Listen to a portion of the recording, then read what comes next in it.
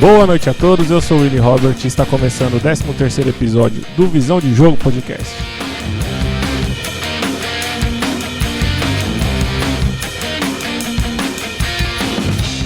Hoje nós falaremos da participação do Marcos Rocha no assado com o Duda Garbi, a goleada do Palmeiras sobre o Bragantino, um questionamento que eu tenho sobre o Abel Ferreira, ainda tenho sobre o Abel Ferreira, e também, claro, a próxima rodada do Campeonato Brasileiro.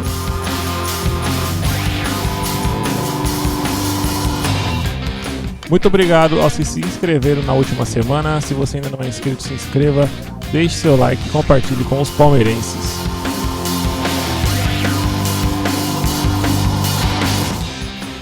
Vamos lá para mais um episódio, o 13º episódio aqui do Visão de Jogo Podcast. Antes de começar aqui, só quero dar um esclarecimento. Semana passada não houveram shorts do programa devido falhas no áudio. O áudio saiu por algum motivo picotado em alguns momentos, e alguns shorts que, em alguns momentos exatos que seriam dos shorts, não ficaria com áudio legal, então não fazia sentido ter esses shorts do programa passado. Dito isso, vamos falar aqui sobre o Marcos Rocha no assado com o Duda Garbi. É um programa, mais um talk show do que um podcast em si, mas é um programa muito legal, tem vários convidados legais que eu assisti na segunda-feira e quis trazer pra cá por um motivo, claro, porque ele era jogador do Palmeiras, fez história aqui, ficou 7 anos no Palmeiras, ganhou muitos títulos, era um dos líderes. E o motivo dele ser um dos líderes da equipe ficou um pouco claro. Principalmente quando ele começou a falar do Palmeiras, que foi... Ele citou o Abel, citou os presidentes, citou inclusive até o Paulo Nobre. Ele nem trabalhou com o Paulo Nobre, mas ele citou o Paulo Nobre. Então, assim, ele demonstrou ser uma boa pessoa como ser humano, ele demonstrou ser uma boa pessoa, do jeitinho mineiro lá e tal, simples. Ele já tinha feito uma participação no YouTube, que foi no programa do Primo Rico, que ele até citou inclusive nessa entrevista, que eu inclusive tinha até tirado conclusões equivocadas a respeito do que ele tinha falado. Mas na minha opinião ele até se expressou mal lá, quando ele falou em relação a os gastos mensais dele. Ele colocou aquilo como gasto e não como um investimento, e aí ele não fez essa separação. O Primo Rico também deixou passar, e acabou parecendo que dos 400 mil que ele ganhava no Palmeiras, que ele falou, parecia que ele gastava todos os 400. E aí ficou meio até esquisito pensar que o cara, com tudo isso que ele ganha, gastar tudo isso, com o que ele gasta, né? Então, nesse programa agora ele meio que passou a limpo e explicou exatamente o que ele queria ter dito. Além disso, sobre ele, eu ter achado ele uma boa pessoa, ele já demonstrou ali que ele não era um líder só pelo que ele fazia dentro de campo. Ele mostrou muita gratidão pelo Palmeiras, sempre falou do Palmeiras em todos os momentos. Quando estava falando do Atlético, ele citou o Palmeiras, que no Atlético vence Libertadores sem receber salário, com um salário em atraso, e já no Palmeiras foi totalmente diferente. Quando falou do Grêmio, citou a questão de ter trazido experiências positivas do Palmeiras, principalmente quando aconteceu um negócio lá no Grenal, com o moleque lá que fez o pênalti e queria sair do jogo, e aí ele ficou até... repercutiu bem aquela imagem dele ainda, falando pro jogador respirar e tudo, e ele falou que aprendeu aquilo ali com o Abel, que internamente o Abel falava, nesses momentos de dificuldade, pressão, respira, fica respirando, tenta concentrar no jogo, porque você consegue voltar aos trilhos. E foi o que o Marcos Rocha passou pro rapaz. Eu até esqueci o nome do jogador, e no final o Grêmio conseguiu vencer a partida. E ele disse pra mim ainda o que foi, na minha opinião, mais importante, para o que diz respeito ao futebol, que ele disse que ele ama o futebol e não o dinheiro. E ele explicou dessa vez, muito bem em relação ao que ele quis dizer, porque nunca quis ganhar luva. Não é que ele nunca quis, não é exatamente isso. Ele nunca fez questão das luvas. Ele falou que em todos os contratos que ele renovou, que ele fez com os clubes, ele não ganhou luva, sempre foi discutido o salário. Isso inclusive já é um bom demonstrativo, porque hoje em dia os jogadores ficam malucos pelas luvas. ficam negociando mais até as luvas do que o próprio salário, e isso muitas vezes até por causa dos empresários. E ele já falou ao contrário. Na verdade, só por ele ganhar só 400 mil no Palmeiras, tendo em vista a história dele no futebol, no próprio Palmeiras, já é inclusive uma demonstração de que, pra ele, sinceramente, que ele gostava muito do que ele estava fazendo. O jogador hoje, para ganhar 400 mil, é um jogador mediano de 22 anos. Não do nível que o Marcos Rocha já apresentou no Palmeiras, no Atlético, pela idade, experiência, liderança no clube. Então, isso eu achei, quando ele falou, eu sempre tive muito desejo de jogar futebol, de fazer história. O dinheiro sempre foi uma consequência do meu trabalho. Quando ele falou isso pra mim, ele já me ganhou ainda mais, porque é o que falta no futebol de hoje. É o que falta no futebol de hoje, e o hoje é há 15, 20 anos. Porque as pessoas, os moleques, né? Molecada. Se você parar pra perguntar pra ele, você prefere fazer história no seu clube do coração, um clube grande, não tô falando um clube pequeno, um clube grande, ou ir pra Europa e ganhar o dobro do dinheiro? Os moleques vão escolher a Europa. Independente do clube, não é que Real Madrid. Não, nem isso. Antigamente ainda se tinha até essa ideia de Real Madrid, um Barcelona. Não, hoje é qualquer clube da Europa. Pra ganhar mais, opa, vou pra Europa. Então, assim, a questão do profissionalismo em si, beleza. Todo profissional na sua área vai querer ganhar mais. Porém, a gente não tá falando de uma profissão normal que em um clube aqui no Brasil você já tá ganhando suficientemente bem para você ter uma vida glamurosa em qualquer lugar do mundo. Pelo que você ganha aqui em um clube grande, sendo um destaque, sendo um bom jogador. Então, essa concepção que eu sempre tive de, se eu fosse jogador e eu entrasse no Palmeiras, meu contrato ia ser negociado a partir do momento que a partir do que o clube quisesse. Agora, os jogadores já são o contrário. Então, tipo assim, se ele tá no clube do coração dele, ou um clube qualquer, pra ele tanto faz. Ele vai querer ganhar mais, se não quiser, outro clube paga, pra ele tanto faz. Ele vai conseguir jogar da mesma maneira em outro clube, e eu nunca consigo entender isso. Nunca vou entender. Então, sinceramente, o Marcos Rocha já tá com 38, se eu não me engano, 38 anos. É o último, um dos últimos dos moicanos. Vai ficar muito poucos jogadores que têm essa mentalidade, que têm essa ideia. E aos poucos vai ficando muito preocupante a situação do futebol brasileiro. Sul-americano, mas principalmente brasileiro, porque ainda assim o argentino tem essa questão ainda da paixão, de voltar para o clube de coração. Eles vão para lá de fato, mas a questão financeira lá não chega nem perto do que é aqui. Os clubes grandes lá, exceto Boca e River, conseguem pagar um salário ok comparado ao que se paga aqui, mas ainda não chega aos pés de Palmeiras e Flamengo. Então, assim, os jogadores daqui têm essa concepção de ir pra fora muito claramente desde jovem. E antigamente se pensava muito que era porque o empresário estava fazendo a cabeça. E hoje você já vê que não é empresário que faz a cabeça. É o próprio moleque que já tem esse desejo de ficar assistindo Champions League desde cedo e tem esse desejo de ir pra lá. E tanto faz se ele vai jogar no clube do coração dele ou não. Tanto faz. Então, vai acabando aos poucos a questão sentimental do futebol brasileiro, do futebol sul-americano, mas principalmente do brasileiro. Vai acabando, vai ficando só aquele negócio de jogar 2 aninhos, muito jovem, muito imaturo ainda, como foi no Palmeiras o Estevão e o Hendrick. Por mais preparado que fossem, não é a mesma coisa que jogar com até os 22, até os 23, como o Neymar jogou no Santos. O Neymar jogou, na verdade, até os 21, né? Então, assim, não é a mesma coisa. Pensou o Hendrick até hoje no Palmeiras, ele teria, digamos que ele ficasse até os 21. Digamos que tivesse uma lei que deixasse o jogador, ou melhor, exigisse que o jogador da base ficasse no Brasil até os 21 anos.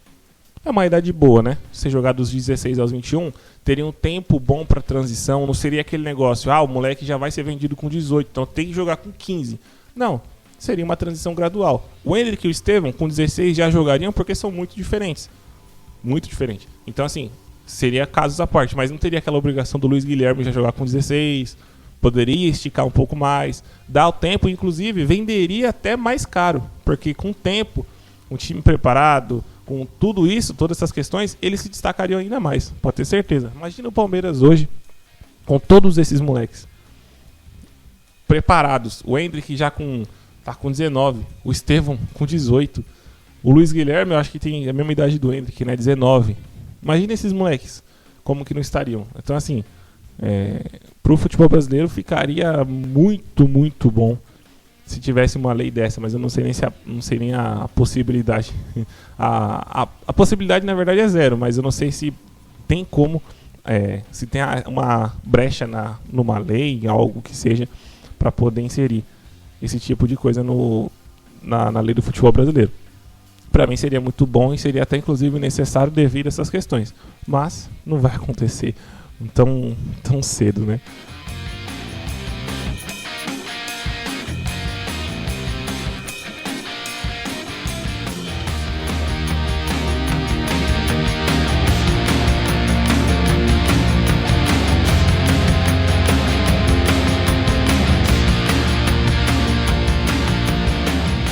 Vamos falar agora de Palmeiras e Bragantino, a goleada 5-1 para o Palmeiras contra o Bragantino. Uma partida muito boa, consistente, muito consciente do Palmeiras, do primeiro ao último minuto. Foi escalando as dificuldades, né? O Palmeiras foi fazendo jogos melhores, fazendo muitos gols, praticamente igualou o número de gols do Flamengo, que parecia ser impossível.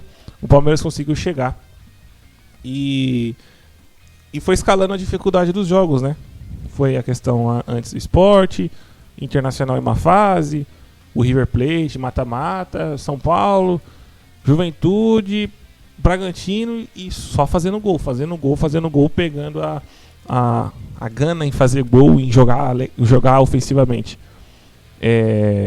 Vou falar um pouco do jogo. O que foi esse jogo? O Abel manteve o 3-3-2-2, digamos assim, que tinha sido da última partida. Ele manteve o Bruno Fux, jogou com o Murilo e o Mikael. Gustavo Gomes estava na seleção, não deu tempo dele voltar, também não havia necessidade. Mostrou-se que não havia necessidade. O Bruno Fux está jogando muito bem. E o jogo do Palmeiras fluiu da mesma maneira que vinha fluindo nos outros jogos. Só que contra o Bragantino, talvez pela qualidade e estratégia do próprio Bragantino, a maneira de jogar, fluiu para os dois times. Então, o Palmeiras teve mais posse de bola, mas o Bragantino conseguiu criar em muitos contra-ataques. O John sendo muito usado no Bragantino, caindo da esquerda para o meio, sempre com a aproximação dos jogadores e os atacantes fazendo o facão para ele poder dar o passe. Ele está demonstrando muita qualidade como meio campo. É meio que ele está jogando como o Felipe Anderson está jogando agora no Palmeiras. Então, ele está demonstrando essa qualidade. Olha a falha que eu tô... Agora eu consegui entender essa falha aqui na conexão do microfone. Então ele está conseguindo ter essa possibilidade de jogo. Contra o Palmeiras ele teve essa liberdade, deu um chapéu até no jogador lá, que eu não lembro quem foi. Jogou bem. E o Palmeiras conseguiu fazer o quê?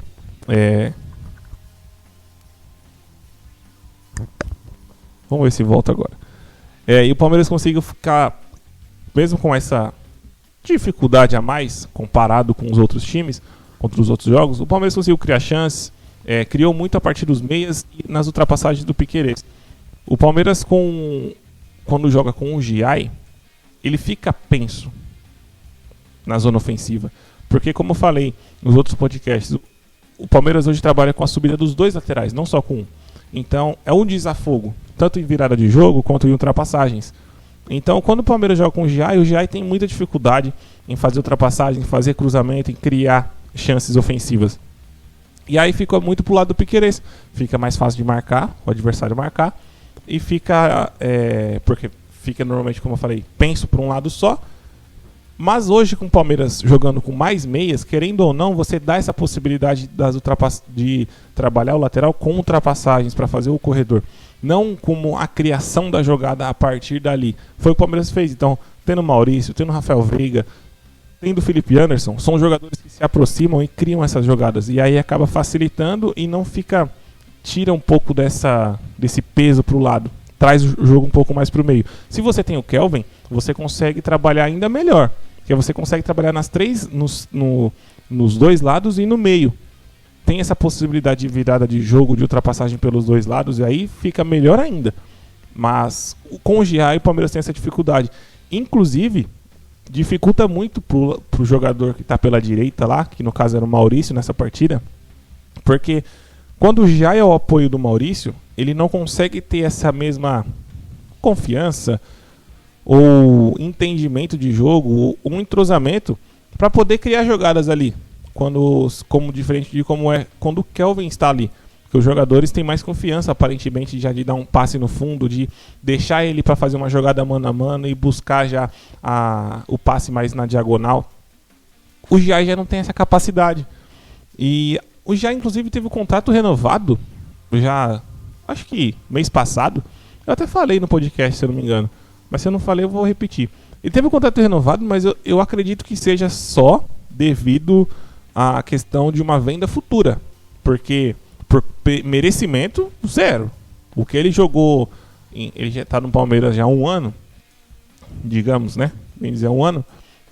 O futebol que ele jogou mesmo foi no começo desse ano, até no começo assim, né? Um mês antes da Copa do Mundo, ou 2, até a Copa do Mundo. Voltou da Copa do Mundo, o Kelvin foi contratado, já pegou a titularidade. E ele já não estava jogando mais nada. E o futebol que eu já vinha apresentando é defensivo. Defensivamente ele é muito aguerrido, ele tem uma recuperação muito boa. Mas até posicionamento mesmo, ele toma muita bola pelo meio, entre ele e o zagueiro. Ele abre muitas vezes. Ele ainda tem essa dificuldade de fazer um entendimento, de cortar a linha do passe. E ofensivamente, então, como eu já venho falando, para mim é nulo. Então, com a subida do Gilberto pro ano que vem, eu acredito que vai ficar muito difícil o Giai jogar. Se o Abel continuar com essa ideia de um futebol ofensivo, a briga pela posição é Kelvin e Gilberto. O Giai, o Palmeiras vai acabar procurando algum time para comprá-lo, ou ele vai ficar escanteado. Porque, sinceramente, eu não consigo ver qualidade nele para jogar. Pode melhorar? Pode, é um jogador profissional, mas melhorar ao ponto de ser um bom lateral, eu acho difícil. Ofensivamente, eu quero dizer. Eu acho muito difícil. Dando seguimento aqui, teve o pênalti pro Bragantino. Pra mim não foi. E a explicação perfeita quem deu foi o Calçade, que eu vi na ESPN, lá no linha de passe. Ele fez a explicação que foi basicamente o lance. O jogador do Bragantino sobe em cima do Bruno Fux, e na hora que o cara monta em cima das costas do Bruno Fux, é um movimento natural do jogador que está sofrendo essa carga abrir os braços para se equilibrar. E nessa que ele abre os braços, a bola bate no braço dele. De fato, bate no braço dele. Só que a regra diz exatamente o oposto do que foi decidido pelo VAR, pelo árbitro. A regra diz o que? Quando a bola bate na mão, tem que estar ou em direção ao gol, ou em direção a algum jogador do adversário que vá possibilitar ele fazer o gol, certo? Para poder fazer a marcação do pênalti. A bola não estava em direção ao gol, tampouco na direção de um jogador do Bragantino, porque a bola estava na linha do Piquerez. O Piquerez ia rebater aquela bola, porque ela inclusive iria bater nele, se não bate na mão do Bruno Fux. Ou seja, as duas possibilidades de marcação de pênalti foram fechadas. Ali não tinha essa possibilidade. Não haveria essa possibilidade de marcação de pênalti. Mesmo assim, o juiz foi lá no VAR e marcou simplesmente pela batida da bola na mão. Simplesmente por isso. Os caras não analisam mais a regra em si. Analisam a partir da regra. Eles criam critérios. Todo jogo é um critério. Eu acho que tem que ser pênalti, pronto, acabou. E ninguém fala absolutamente nada na CBF. Isso que eu tô falando é os clubes. Os clubes não falam absolutamente nada na CBF.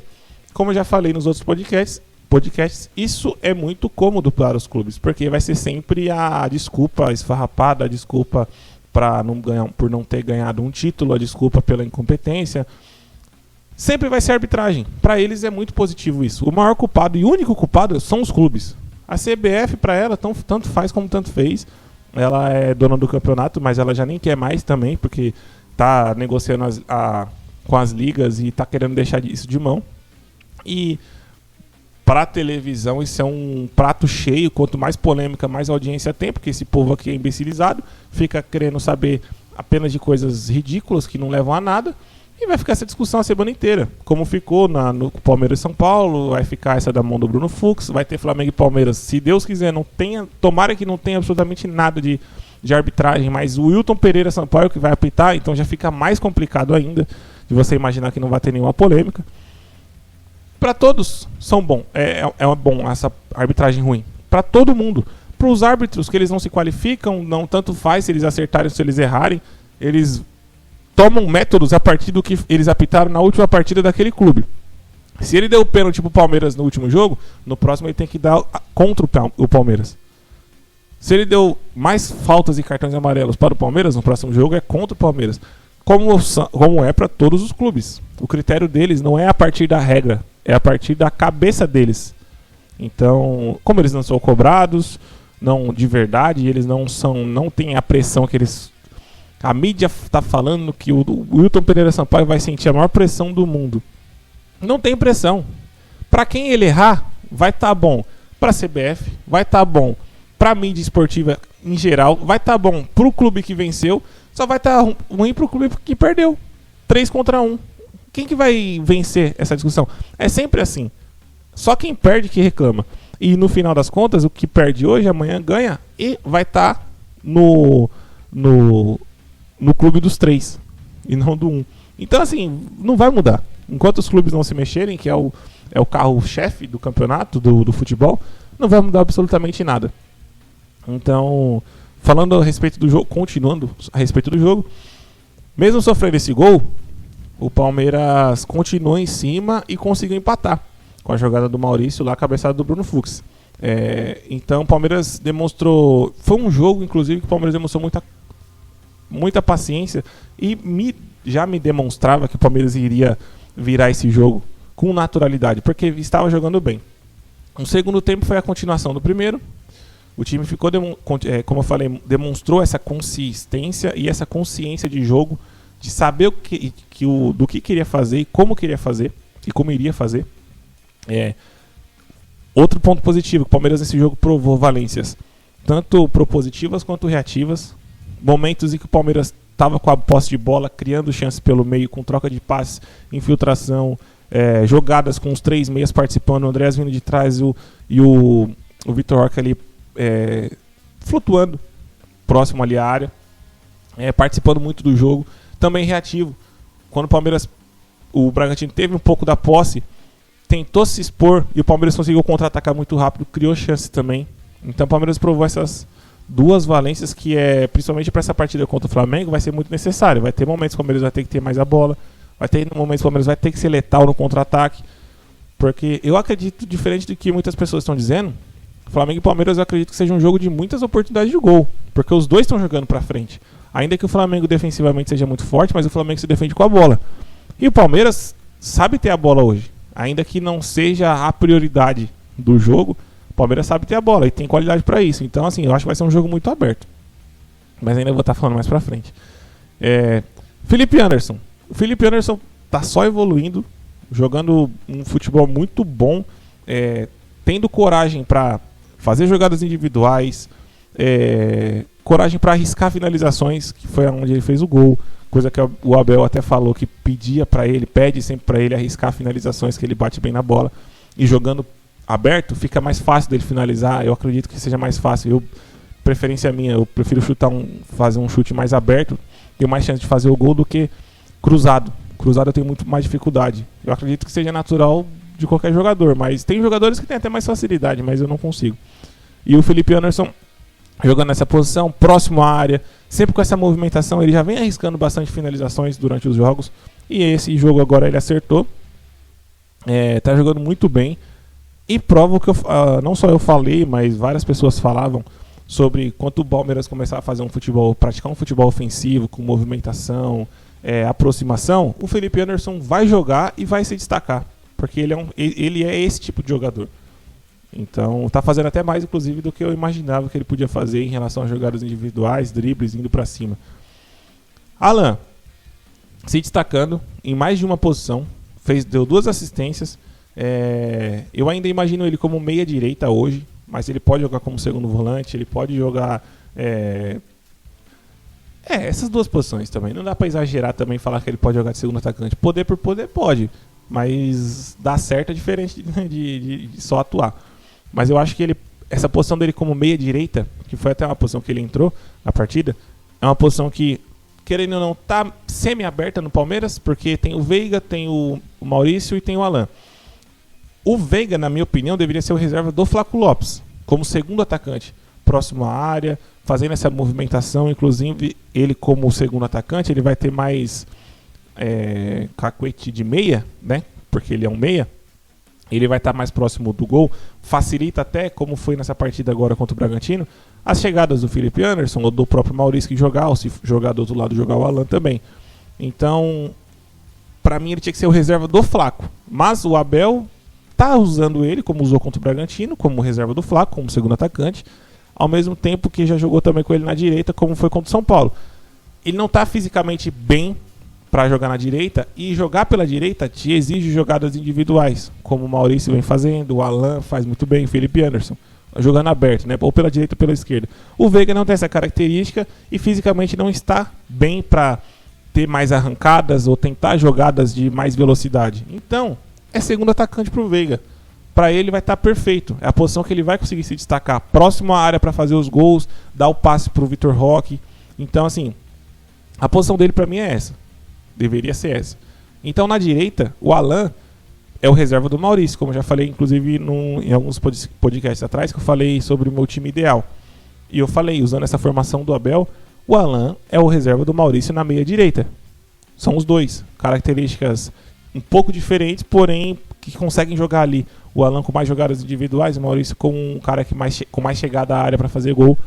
Então, são jogadores muito qualificados que dão essa variação pro Abel pensar em mudar estratégias, como foi até na partida contra o São Paulo.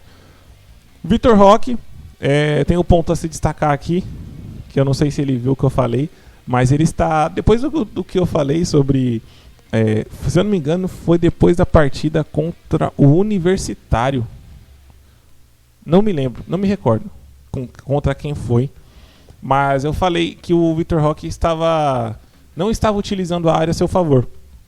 Ou seja, ele chegava próximo à área, ele já queria finalizar, antes de entrar na área. Com possibilidade de entrar na área, ele já queria finalizar a jogada. Ou com passe, um cruzamento, uma finalização.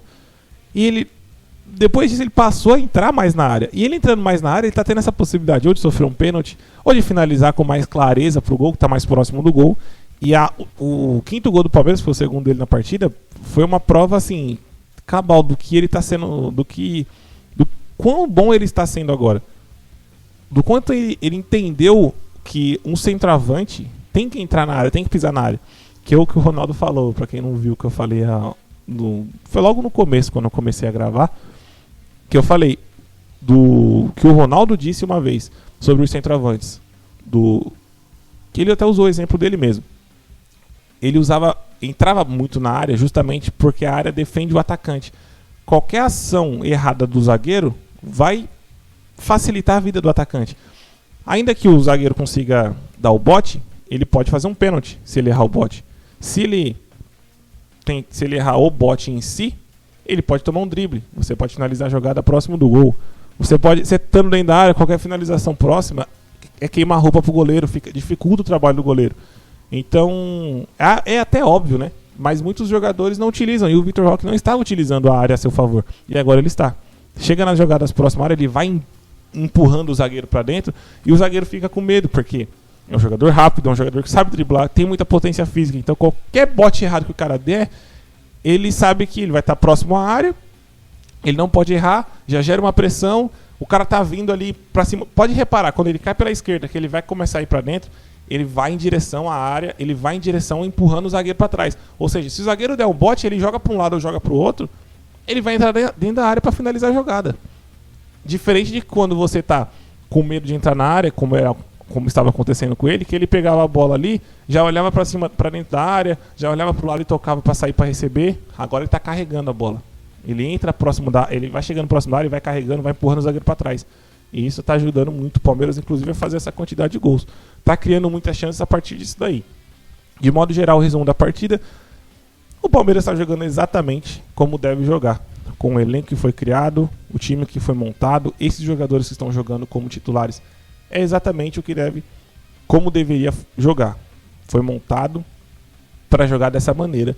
E aí, onde entra o parênteses que eu quero estar dizendo aqui, que não é um parênteses, é um tópico geral sobre o Abel Ferreira.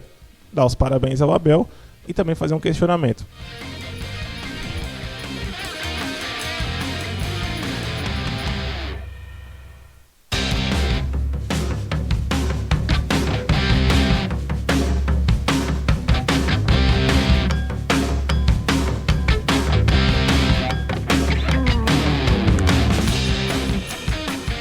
Abel Ferreira, olha o tópico, Abel Ferreira e Fernando do Insta Verde. Ontem eu vi um vídeo do Fernando do Insta Verde, ele falando sobre a satisfação de ver o Palmeiras jogar atualmente, né?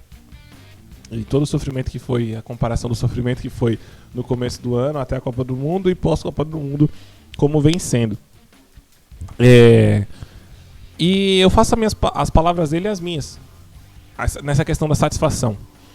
Quando eu fiz um vídeo aqui, fiz o podcast, um corte inclusive, foi comparando o Fernando Diniz ao Abel, muitos palmeirenses viram, ficaram malucos. Você tá louco comparar o Diniz com o Abel, não tem nada a ver e tal. Mas o motivo era justamente esse, era buscar a nossa raiz acadêmica. A raiz do Palmeiras é a academia, não é a brutalidade, não é a raça, não é só isso. A maior parte das vitórias do Palmeiras foi jogando um futebol vistoso, um futebol bonito, um futebol de academia. Teve dos grandes momentos da história do Palmeiras, digamos que esse seja o quarto grande momento da história do Palmeiras. 2 foram academia. E o terceiro momento, que foi mais ou menos dividido, né? Que teve cortes, que foi a década de 90 na Parmalat, teve um recorte de um futebol muito bonito e depois um futebol mais competitivo, que foi primeiro Vanderlei Luxemburgo e depois Felipão. Então assim, ainda assim dos 4 momentos, e é claro o quarto momento é esse, dos 4 momentos, 2,5 foi de futebol bonito, futebol que as pessoas paravam para assistir devido a ter muito bons jogadores, craques, futebol pra frente. Então assim, ainda assim que com o Felipão também o futebol do Palmeiras não era retrancado como na volta do Felipão chegou a ser. Nem isso foi também. Então assim, o que eu pedia, e não só eu, como falei, o Fernando também, era um futebol pra frente. O Palmeiras tem time, tem jogadores pra isso, tem estrutura, parte financeira, tudo ok pra jogar esse futebol. Até jogando esse futebol você deixa de cobrar tanto o resultado, porque você tira... O futebol é um espetáculo, é um entretenimento. Então quanto menos entretenimento você tem assistindo uma partida, mais vitória você quer, porque é pra te compensar, pelo menos na parte emocional. Então se você tá jogando um futebol bonito, legal, que prenda o torcedor na frente da TV, ou que faça o torcedor querer ir ao estádio para acompanhar de perto, você tira essa obrigação da vitória, porque é um sentimento natural do ser humano. Com o Palmeiras jogando sempre por resultado, apenas por resultado, você acaba deixando inclusive até de gostar tanto do resultado em si, porque se torna uma obrigação. Quando se torna uma obrigação vencer, porque você não consegue entregar outra coisa a não ser isso, você perde um pouco do gosto da vitória. E era o que estava acontecendo. Quando o Abel falava nas coletivas, eu não entendo o que a torcida critica, eu não entendo o que a mídia está criticando, porque o Palmeiras ainda assim conseguiu chegar na final do Paulista, conseguiu era terceiro no Campeonato Brasileiro, chegou nas quartas da Copa do Mundo. É justamente por isso. Não se tinha entretenimento ao assistir aos jogos do Palmeiras. Você só tinha o gosto pela vitória. E o futebol, como entretenimento que você não pode entregar apenas isso em sua maioria. Algumas vezes, momentos do ano, você vai entregar mesmo apenas isso. O que eu posso fazer é vencer partidas. Agora, com o investimento que o Palmeiras tem, com o elenco que o Palmeiras tem, estrutura, tempo de trabalho da comissão técnica, não, é impensável o Palmeiras praticar um futebol que seja... que é o que o Palmeiras vinha apresentando, buscando apenas a vitória. Ou seja, hoje o Palmeiras continua buscando a vitória, só que de uma maneira que atrai o torcedor. E não só o próprio torcedor, mas o torcedor dos outros clubes. Porque eu vejo os torcedores de Flamengo, de São Paulo, Corinthians, Santos, querer assistir os jogos do Palmeiras. E não só secar, porque sabe que ali ele vai conseguir acompanhar um bom futebol. Hoje, falando disso de hoje. Até porque hoje, tirando Palmeiras e Flamengo, ninguém pratica um bom futebol. Um futebol que você consiga parar para assistir. Cruzeiro mesmo já está começando a decair. E mesmo na boa fase, era um futebol muito reativo e rápido e forte na defesa, mas muito rápido de contra-ataque. Criações de jogadas muito definidas a partir de passes rápidos e conclusões rápidas.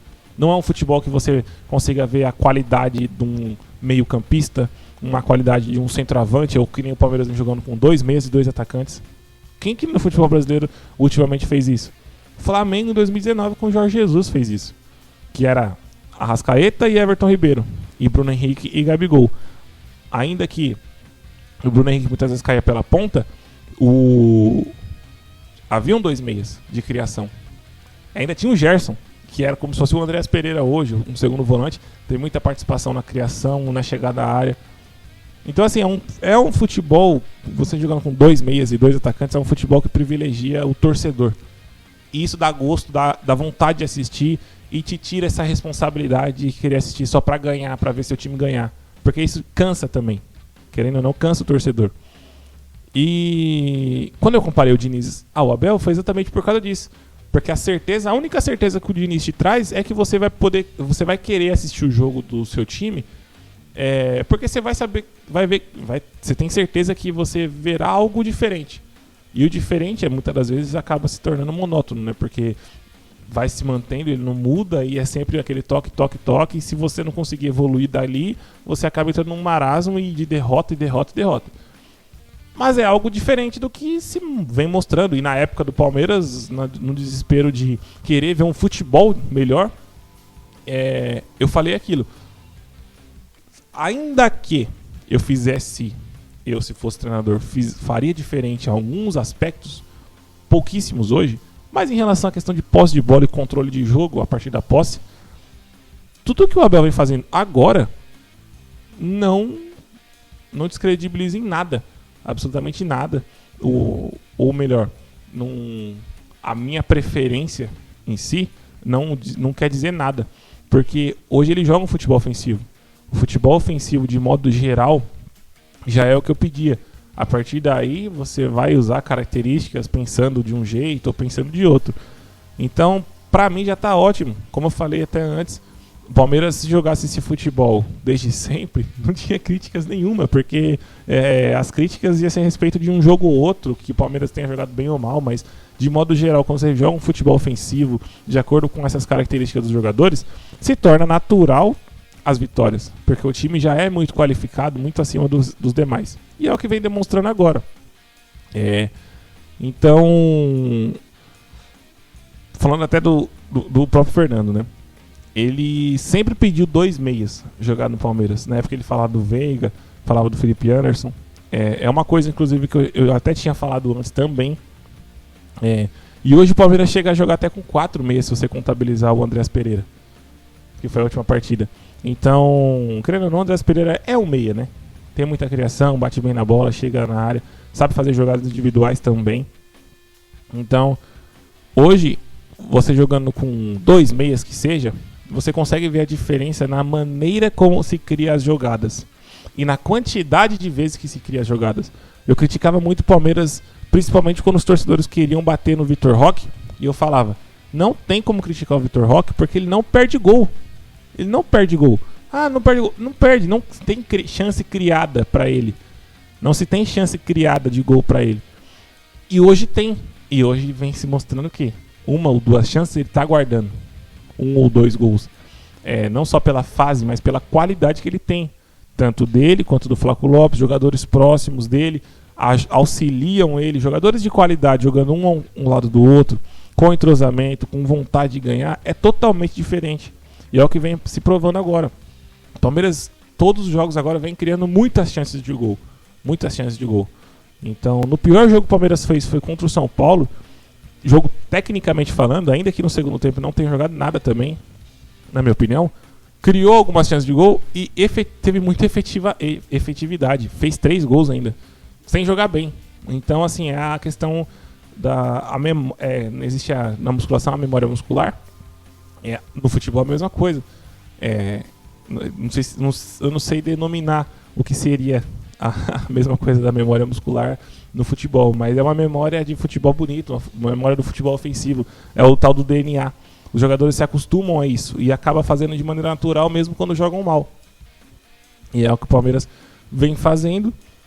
A única pergunta, o único questionamento que eu faço ainda ao Abel é do porquê que ele foi pensar esse futebol ofensivo, esse futebol dessa maneira, jogando com 2 meias, jogando com 2 atacantes, só neste momento. Porque quando ele fala que o Palmeiras, antes ele falava que o Palmeiras vinha se criando, não seria da noite pro dia, tem que ter paciência e tal, ok. Só que hoje não tem como ele falar que está colhendo os frutos do começo do ano, porque o Palmeiras não jogava com esses jogadores, não jogava dessa maneira, não jogava absolutamente, não tinha nada a ver com esse futebol. Então não tem como ele falar que foi uma construção a longo prazo. Não, houve uma mudança drástica de formação tática. O Palmeiras jogava com um meia, um centroavante e tentava colocar 2 pontas, que o Estevão nem era ponta, mas o Abel acabava colocando. Colocava o Felipe Anderson como ponta, que é totalmente diferente de jogar ele como meia. As funções, as aproximações dos companheiros é totalmente diferente. Então, assim, dificultava o futebol dos melhores jogadores. E hoje já não. Hoje facilita esse futebol.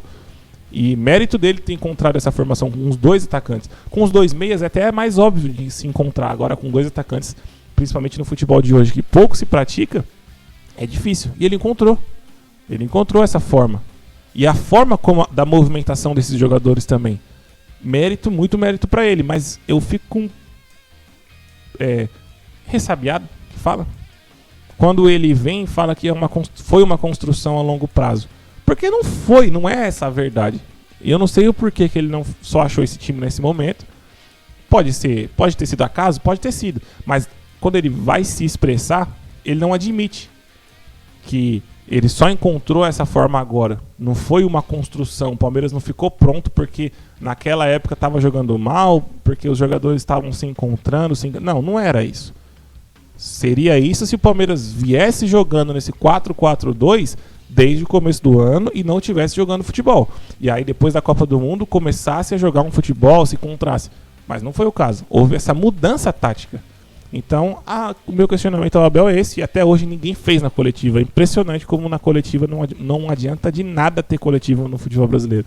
A pergunta, para mim, basilar seria essa. Até hoje não houve uma pergunta a respeito disso. Ou uma que seja. Então, o questionamento que eu deixo é esse, inclusive porque eu acho que jogando esse futebol com esses jogadores, ainda que o Palmeiras não tivesse o Andréas, mas tinha o Richard Rios, que foi subaproveitado, eu falava isso. E o Abel, se o Richard Rios estivesse jogando hoje no Palmeiras, ele seria vendido por 35, 40 milhões de euros, jogando esse futebol. E eu acho que jogando esse futebol com esses jogadores, na época tinha o Estevão, né? Seria até melhor nesse caso. Nós chegaríamos, eu acho que para ganhar essa Copa do Mundo. Porque jogando mal do jeito que o Palmeiras jogou, o Palmeiras chegou nas quartas ainda, quase eliminou o Chelsea, quase levou para os pênaltis, pra prorrogação, né? Então assim, se não fosse a falha do Everton, eu acho que o Palmeiras chegaria para ganhar. Sinceramente, o Palmeiras jogando esse futebol consistente e conscientemente tático, conseguiria chegar sim para mais forte. Mas são águas passadas e eu acho que daqui para frente é só alegria, se Deus quiser. Como eu falei, e o vídeo do Fernando fala, a satisfação em assistir o jogo já é o suficiente. A satisfação. É como se tivesse tendo uma limpeza na alma do torcedor. E hoje a gente não assiste o jogo só pela busca da vitória em si. Amanhã vai ser pela busca da vitória em si contra o Flamengo. Mas de modo geral a gente está assistindo para apreciar um bom futebol. Isso para mim é mais do que o suficiente.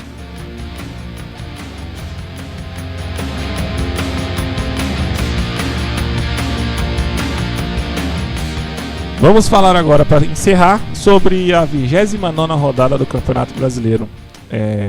A rodada, talvez, as 2 próximas rodadas são as mais importantes do campeonato, na minha opinião.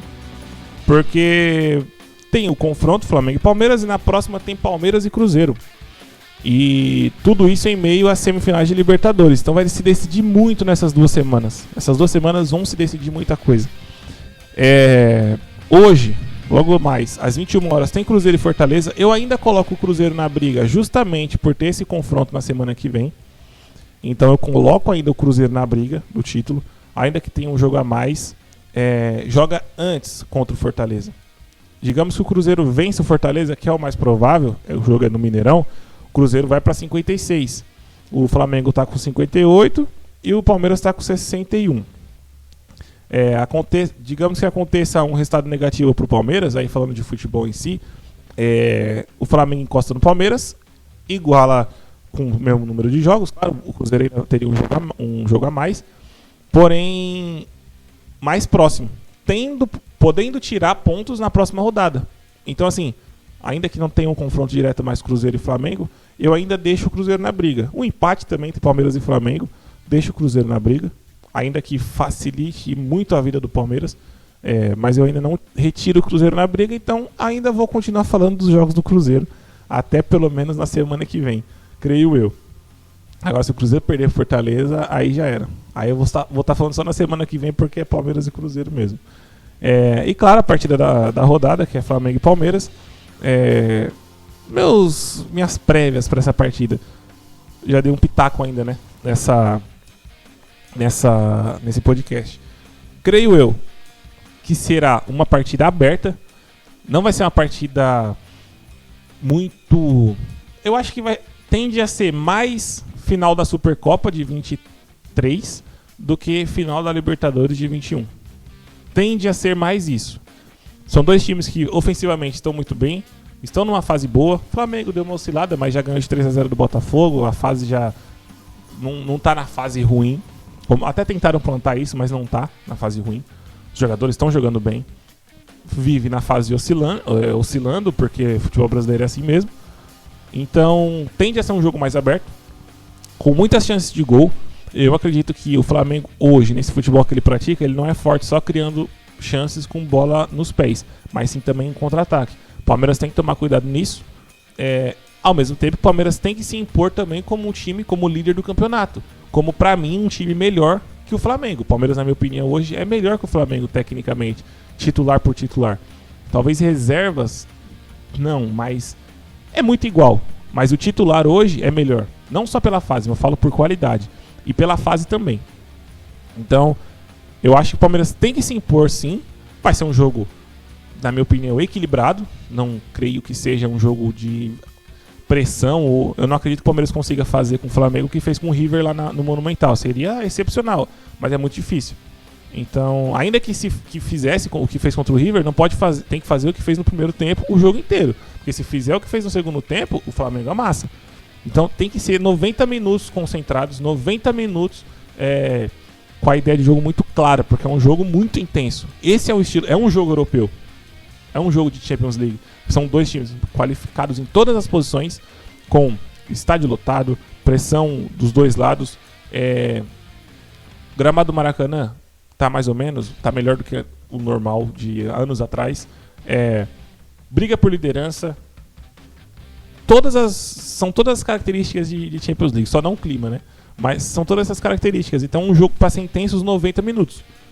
Diferente de quando você pega adversários mais fracos, que você consegue resolver no primeiro tempo e no segundo tempo só administrar com a posse. Esse jogo você não consegue administrar só com a posse no segundo tempo. Muito dificilmente você vai conseguir. Então é um jogo para estar concentrado os 90 minutos. Principalmente no início, que é normal que o time da casa vá querer fazer uma pressão e tem que saber suportar. E não suportar só se defendendo. É suportar tendo a bola. Tentar ter a bola, tentar criar as jogadas. Tentar criar e ser intenso com a bola no pé. Isso é uma tarefa muito difícil, porque não diz respeito apenas à qualidade dos jogadores, diz respeito ao mental. O Palmeiras é muito forte nisso, mas o Palmeiras, querendo ou não, muitas vezes peca nisso. Principalmente em inícios de partida, que aí você toma um gol no início da partida, muda toda a estratégia do jogo. Ainda que você pense o futebol ofensivo para a partida, mas 0-0 é uma coisa, é totalmente diferente tomando 1-0 no início. Então, o mental diz muito. Então, o Palmeiras tem que ter a força que teve no mental contra o River Plate, no Monumental, e buscar o jogo. Buscar o jogo e vencer, quebrar esse tabu, abrir 6 pontos da liderança, já faria muita diferença, inclusive para essa semifinal contra a LDU, que eu acredito que tenda a ser fácil, mas muito provavelmente a altitude, querendo ou não, vai dar uma dificultada, porque às vezes que o Palmeiras pegou a altitude foi em fase de grupo, não foi em semifinal de Libertadores, é a chance da LDU, então assim, tem que tomar esse cuidado. Mas de Flamengo e Palmeiras é isso. Abrindo um parênteses aqui para falar, claro, LDU e Palmeiras é na quinta-feira às 9h30. No próximo podcast da semana que vem eu vou estar falando tanto dessa partida de Flamengo e Palmeiras, quanto também de LDU e Palmeiras, no sábado às 19h. Então você que ainda não é inscrito, se inscreva, deixe seu like. Eu vou ficando por aqui. E se Deus quiser, no podcast que vem eu vou estar falando de 2 vitórias do Verdão aqui pra gente comentar, beleza? Muito obrigado, bom final de semana. Valeu, até a próxima. Tchau, tchau.